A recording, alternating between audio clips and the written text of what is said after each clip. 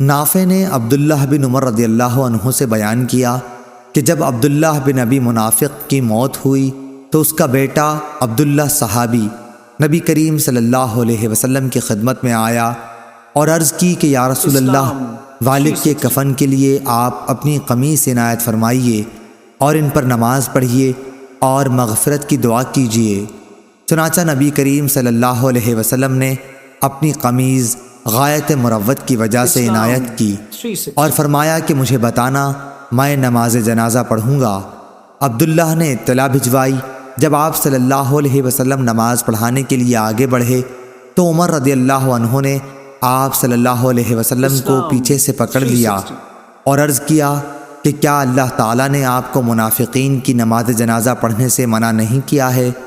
آپ صلی اللہ علیہ وسلم نے فرمایا کہ مجھے اختیار دیا گیا ہے، جیسا ارشاد باری ہے، تو ان کے لیے استغفار کر یا نہ کر، اگر تو 70 مرتبہ بھی استغفار کرے تو بھی اللہ انہیں ہرگز معاف نہیں کرے گا۔ چنانچہ نبی کریم صلی اللہ علیہ وسلم نے نماز پڑھائی۔ اس کے بعد یہ آیت اتری، کسی بھی منافق کی موت پر اس کی نماز جنازہ کبھی نہ پڑھانا۔ صحیح بخاری حدیث نمبر 1269۔